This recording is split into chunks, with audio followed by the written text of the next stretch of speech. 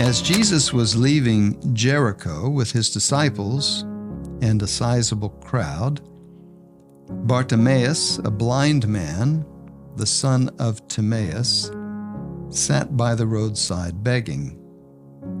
On hearing that it was Jesus of Nazareth, he began to cry out and say, "Jesus, Son of David, have pity on me."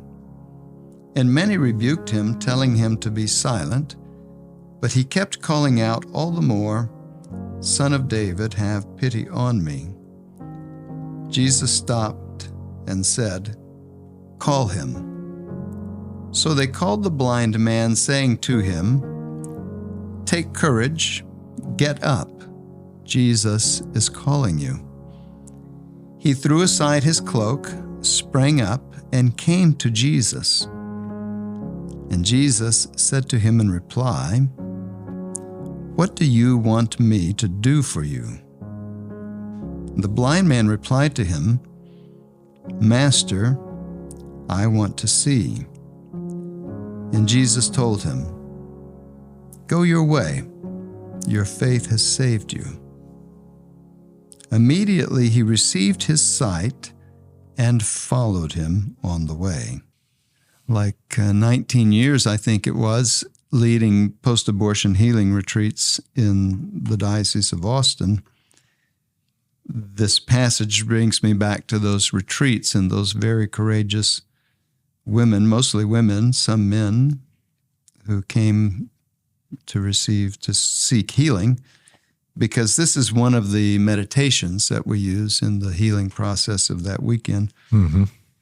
And anyone who has been through any kind of a traumatic experience can certainly use it, or anyone who feels like they need any kind of healing can use it. And in the way that we did, we would have the women with their eyes closed.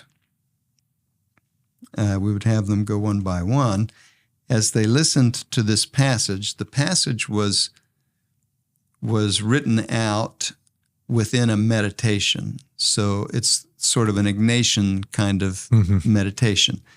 So you're putting yourself in the scene, and so the narrative of what we were using would describe things like the dust of the road and the so heat. A few smells and bells included. Yeah. So that you could feel more in the scene. That's right. And the women were to place themselves in the person of Bartimaeus. And now Jesus is standing right in front of you. You're sitting there with your eyes closed. Jesus is standing in front of you. What do you want him to do for you? What do you need? What healing do you need? And they would say that, and we would go around the room and do that. And then we would process, what happened there.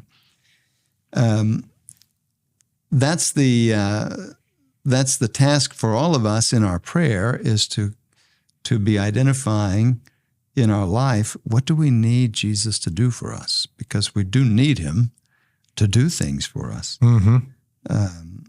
And this is one that I think we can all say all the time, because blindness is a condition that can be both of the eyes, but also of the mind, of the heart. A person who is blind and can't see out of their eyes, but who understands that every person that they encounter has a great dignity because of God's love for that person. That person is seeing better than many people who can see other people, but who believe that, well, those people don't have as much dignity as those people do. That's a blindness that's maybe even harder to heal in a way. Yeah, this is a passage that I've gone back to many times in my personal prayer. And this line, there's certain lines of scripture that stay in your head. Mm-hmm.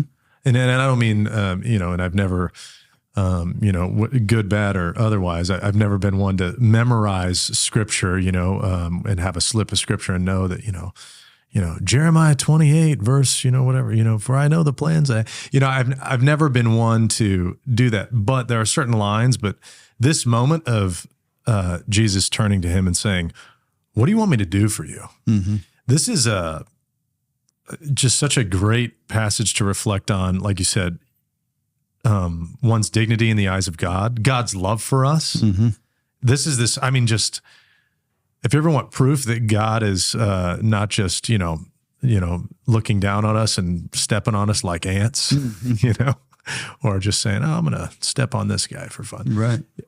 This is one of those passages. Mm-hmm. And so I'm not surprised that you guys used it, or you who were, leading those post-abortive retreats were using this, because it's extremely powerful to reflect on Jesus turning to you in a moment of asking for his mercy, for him to turn back and to say, because, what do you want me to do for you? Not just, it's not a prescriptive thing. It's an actual, what do you want me to do for you? Mm-hmm. And God is asking every one of us that.